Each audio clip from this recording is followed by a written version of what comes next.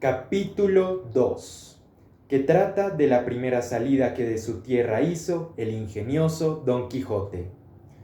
Hechas pues estas prevenciones, no quiso aguardar más tiempo a poner en efecto su pensamiento, apretándole a ello la falta que él pensaba que hacía en el mundo su tardanza, según eran los agravios que pensaba deshacer, tuertos que enderezar, sin razones que enmendar, y abusos que mejorar, y deudas que satisfacer.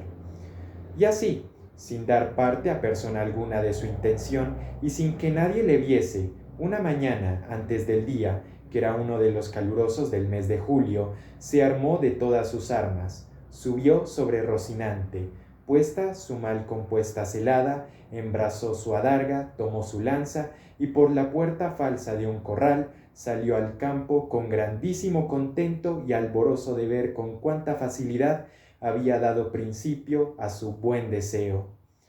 Mas apenas se vio en el campo, cuando le asaltó un pensamiento terrible, y tal que por poco le hiciera dejar la comenzada empresa, y fue que le vino a la memoria que no era armado caballero, y que, conforme a la ley de caballería, ni podía ni debía tomar armas con ningún caballero, y puesto que lo fuera, había de llevar armas blancas, como novel caballero, sin empresa en el escudo, hasta que por su esfuerzo la ganase. Estos pensamientos le hicieron titubear en su propósito, mas pudiendo más su locura que otra razón alguna, propuso de hacerse armar caballero del primero que topase, a imitación de otros muchos que así lo hicieron, según él había leído en los libros que tal le tenían.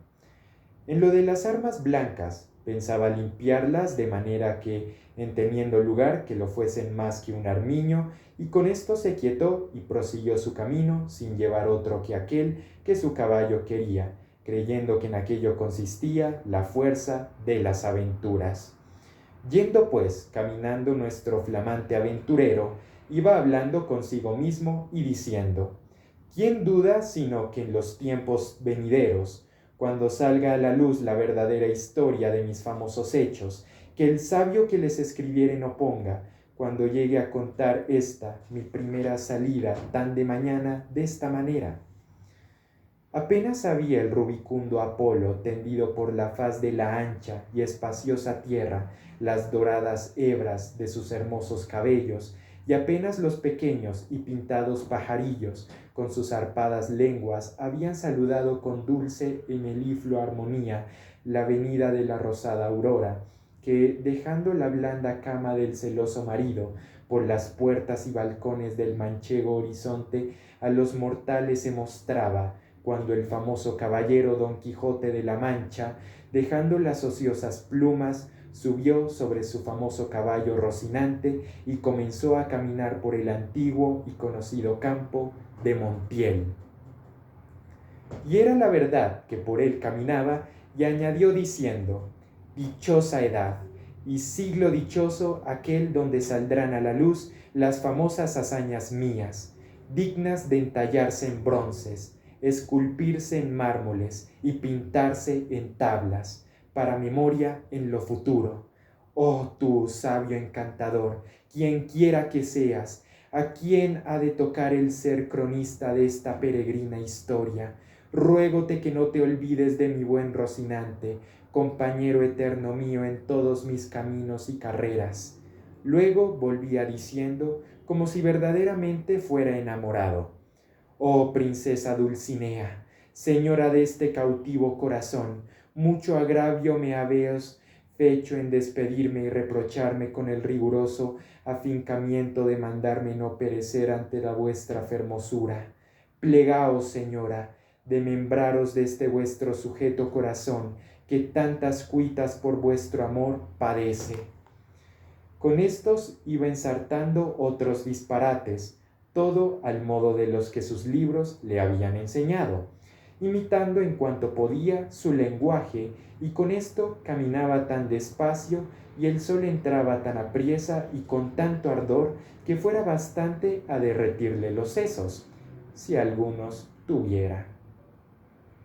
Casi todo aquel día caminó sin acontecerle cosa que de contar fuese, de lo cual se desesperaba, porque quisiera topar luego algo con quien hacer experiencia del valor de su fuerte brazo. Autores hay que dicen que la primera aventura que le avino fue la del puerto Lápice, otros dicen que la de los molinos de viento, pero lo que yo he podido averiguar en este caso y lo que he hallado escrito en los anales de la Mancha es que él anduvo todo aquel día y al anochecer su rocín y él se hallaron cansados y muertos de hambre, y que mirando a todas partes por ver si descubriría algún castillo o alguna majada de pastores donde recogerse y a donde pudiese remediar su mucha necesidad, vio no lejos del camino por donde iba una venta, que fue como si viera una estrella, que no a los portales, sino a los alcázares de su redención le encaminaba. Dióse priesa a caminar, y llegó a ella a tiempo que anochecía. Estaban acosado la puerta dos mujeres mozas, de estas que llaman del partido, las cuales iban a Sevilla con unos arrieros que en la venta aquella noche acertaron a hacer jornada, y como a nuestro aventurero todo cuanto pensaba, veía o imaginaba le parecía ser hecho y pasar al modo de lo que había leído. Luego que vio la venta, se le representó que era un castillo con sus 4 torres y chapiteles de luciente plata, sin faltarle su puente levadiza y honda cava, con todos aquellos adherentes que semejantes castillos se pintan. Fuese llegando a la venta, que a él le parecía castillo, y a poco trecho de la detuvo las riendas a Rocinante, esperando que algún enano se pusiese entre las almenas a dar señal con alguna trompeta de que llegaba caballero al castillo.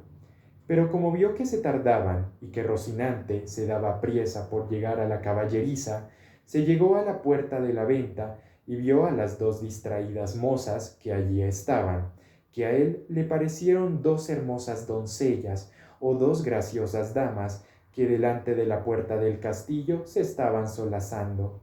En esto sucedió acaso que un porquero que andaba recogiendo de unos rastrojos una manada de puercos, que sin perdón así se llaman,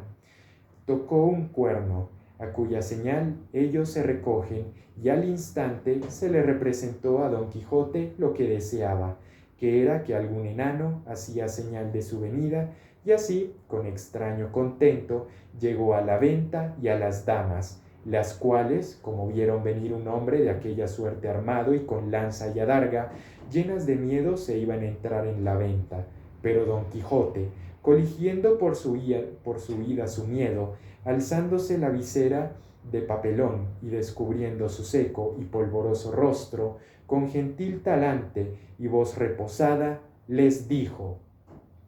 «Non fuyan las vuestras mercedes, ni teman desaguisando alguno, ca a la orden de caballería que profeso non toca, ni atañe facerle a ninguno, cuanto más a tan altas doncellas como vuestras presencias demuestran». Mirábanle las mozas y andaban con los ojos buscándole el rostro que la mala visera le encubría. Mas, como se oyeron llamar doncellas, cosa tan fuera de su profesión, no pudieron tener la risa, y fue de manera que Don Quijote vino a correrse y a decirles: «Bien, parece la mesura en las fermosas, y es mucha sandez, además. La risa que da leve causa procede, pero non vos lo digo porque os acuitedes ni mostredes mal talante, que el mío non es de al que de serviros». El lenguaje no entendido de las señoras y el mal talle de nuestro caballero acrecentaba en ellas la risa y en él el enojo, y pasara muy adelante si a aquel punto no saliera el ventero, hombre que, por ser muy gordo, era muy pacífico, el cual, viendo aquella figura contrahecha, armada de armas tan desiguales como si eran la brida, lanza, adarga y coselete, no estuvo en nada en acompañar a las doncellas en las muestras de su contento. Mas, en efecto, temiendo la máquina de tantos pertrechos, determinó de haberle comedidamente, y así le dijo: si vuestra merced, señor caballero, busca posada, amén del lecho, porque en esta venta no hay ninguno. Todo lo demás se hallará en ella en mucha abundancia. Viendo don Quijote la humildad del alcaide de la fortaleza, que tal le pareció a él el ventero y la venta, respondió: para mí, señor castellano, cualquiera cosa basta, porque mis arreos son las armas, mi descanso el pelear, etc. Pensó el huésped que el haberle llamado castellano había sido por haberle parecido de los sanos de Castilla, aunque él era andaluz, y de los de la playa de Sanlúcar, no menos ladrón que Caco, ni menos maleante que estudiante o paje, y así le respondió: según eso, las camas de vuestra merced serán duras peñas, y su dormir siempre velar, y siendo así, bien se puede apear con seguridad de hallar en esta choza ocasión y ocasiones para no dormir en todo un año, cuanto más en una noche. Y diciendo esto, fue a tener del estribo a don Quijote, el cual se apeó con mucha dificultad y trabajo, como aquel que en todo aquel día no se había desayunado. Dijo luego al huésped que le tuviese mucho cuidado de su caballo, porque era la mejor pieza que comía pan en el mundo. Miróle el ventero, y no le pareció tan bueno como don Quijote decía, ni aun la mitad, y acomodándole en la caballeriza, volvió a ver lo que su huésped mandaba, al cual estaban desarmando las doncellas, que ya se habían reconciliado con él, las cuales, aunque le habían quitado el pero y el espaldar, jamás supieron ni pudieron desencajarle la gola, ni quitarle la contrahecha celada que traía atada con unas cintas verdes, y era menester cortarlas, por no poderse quitar los ñudos, mas él no lo quiso consentir en ninguna manera, y así se quedó todo aquella noche con la celada puesta, que era la más graciosa y extraña figura que se pudiera pensar, y al desarmarle, como él se imaginaba que aquellas traídas y llevadas que le desarmaban eran algunas principales señoras, y demás de aquel castillo, les dijo con mucho donaire: nunca fuera caballero de damas tan bien servido como fuera don Quijote, cuando de su aldea vino, doncellas curaban dél, princesas del su Rocino. O Rocinante, que este es el nombre, señoras mías, de mi caballo, y don Quijote de la Mancha, el mío, aunque puesto que no quisiera descubrirme fasta que las fazañas fechas en vuestro servicio y pro me descubrieran, la fuerza de acomodar al propósito presente este romance viejo de Lanzarote ha sido causa que sepáis mi nombre antes de toda sazón. Pero tiempo vendrá en que las vuestras señorías me manden y yo obedezca, y el valor de mi brazo descubra el deseo que tengo de serviros. Las mozas, que no estaban hechas a oír semejantes retóricas, no respondían palabra, solo le preguntaron si quería comer alguna cosa. Cualquiera llantaría yo, respondió don Quijote, porque, a lo que entiendo, me haría mucho el caso. A dicha, acertó a ser viernes aquel día, y no había en toda la venta sino unas raciones de un pescado, que en Castilla llaman abadejo, y en Andalucía bacalao, y en otras partes curadillo, y en otras truchela. Preguntáronle si por ventura comería su merced truchuela, que no había otro pescado que darle a comer. Como haya muchas truchuelas, respondió don Quijote, podrán servir de una trucha, porque eso se me da que me den 8 reales en sencillos que en una pieza de a 8, cuanto más que podría ser que fuesen estas truchuelas como la ternera, que es mejor que la vaca, y el cabrito que el cabrón. Pero sea lo que fuere, venga luego que el trabajo y peso de las armas no se puede llevar sin el gobierno de las tripas. Pusiéronle la mesa a la puerta de la venta, por el fresco, y trújole el huésped una porción del mal remojado y peor cocido bacalao, y un pan tan negro y mugriento como sus armas,